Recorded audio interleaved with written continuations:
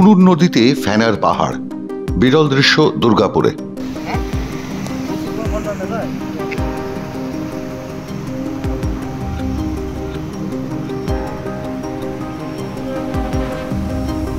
বৃষ্টি হতেই জল বেড়েছে কুনুরে, আর সে জলেই তৈরি হচ্ছে ফেনা। দেখে মনে হচ্ছে কুনুর নদী এখন যেন ফেনার পাহাড়। চলমান ফেনার স্রোত বয়ে যাচ্ছে দুর্গাপুরের বিজুরা থেকে ধনী যাওয়ার পথে কুনুর নদীতে।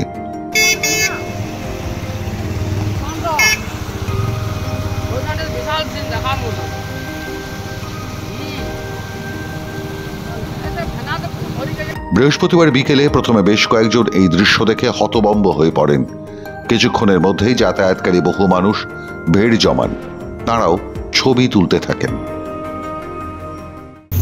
এটা কি তাহলে কি আসছে এটাতে?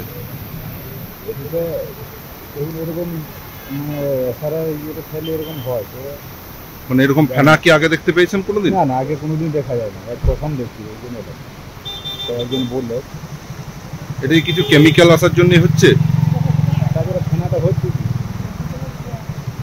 তাহলে চাষেও একটা ক্ষতি। আগে কখনো এমন দেখেননি শ্রীকান্ত হাজরা। পেশায় কৃষক শ্রীকান্তর জমি এই কুনুর নদীর পাড়ে। চাষের ক্ষতি যে হবে সে বিষয়ে নিশ্চিত শ্রীকান্ত।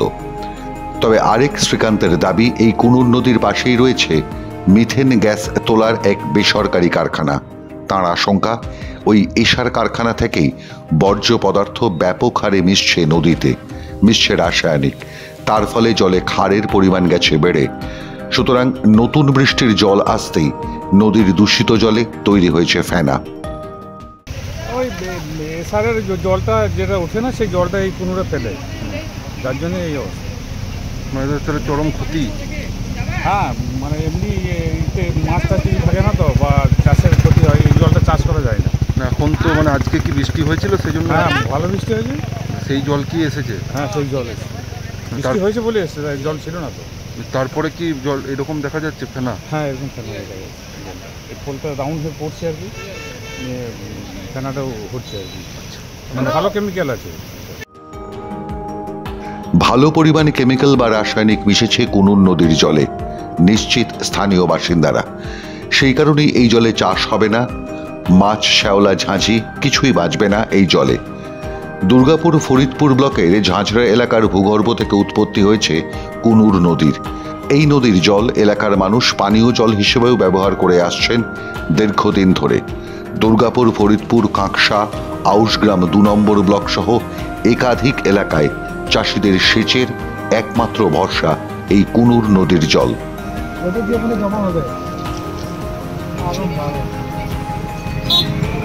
কিন্তু এখন প্রতিকারের উপায় কি, সেই তথ্য জানা নেই কারো। প্রতাপপুর গ্রাম পঞ্চায়েতের প্রধান জানিয়েছেন, গোটা বিষয়টা তিনি বিডিওকে জানিয়েছেন। তিনি জল পরীক্ষা করে জানাবেন কি কারণে এই তীব্র দূষণ কুনুরের জলে। অর্থাৎ নির্বাচিত প্রতিনিধির কোনো নিজস্ব বিবেচনা নেই। কেন তিনি জানেন না, এসব প্রশ্ন করবেন না। তৃণমূল কংগ্রেসের আমলে সবই সম্ভব।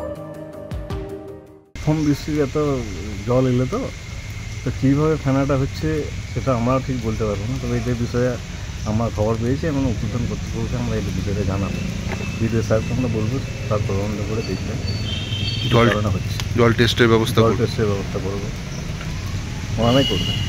আমরা এখানে বিডিও স্যারকে জানিয়ে একটা স্থানীয়রা বলছে যে এশারের জল পড়ছে সেই জন্যই। দেখুন, এই বিষয়টা আমি ঠিক বলতে পারবো না যে এশারের জলের জন্যই হচ্ছে কি বা অন্য কোনো কারণ, সেটা জল টেস্ট না করলে সেটা বলতে পারি। আপনারা তদন্ত করে দেখছেন? হ্যাঁ, অবশ্যই আমরা তদন্ত করি। গত কয়েক বছর ধরেই দিল্লিতে যমুনার জলে এমন দূষণের পাহাড় দেখা যাচ্ছিল। বিশেষজ্ঞদের দাবি ছিল, আশেপাশের কারখানা থেকে প্রচুর বর্জ্য এবং রাসায়নিক মেশায় যমুনার জলের এমন হাল হয়েছিল।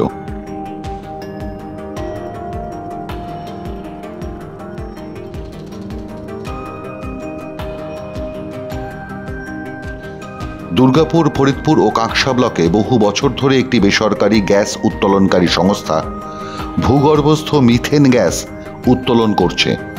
গ্যাস উত্তোলনের সময় মাটির নিচের বিষাক্ত পদার্থ জলে মিশে মাটির ওপরে উঠে আসছে। ওই বিষাক্ত জল নালা ও নদী সহ কোনো চাষের জমিতে ফেলা নিষেধ। অতীতে এই বিষাক্ত জল কুনুর নদীতে ফেলে দেওয়ার অভিযোগও উঠেছিল ওই সংস্থার বিরুদ্ধে। চাষের জমি নষ্ট হয়েছিল, গবাদি পশুরা ওই নদীর জল খেয়ে মরেও গিয়েছিল। সে সময় একাধিক ক্ষতি হওয়ার পর নড়ে চড়ে বসেছিল প্রশাসন। নিয়ম মতো প্রতি মাসেই গ্যাস উত্তোলনকারী সংস্থার বিষাক্ত জলের ওপর দূষণ নিয়ন্ত্রণ বোর্ডের নজরদারি চালানোর কথা। সে কাজও যে হচ্ছে না নিয়মিত।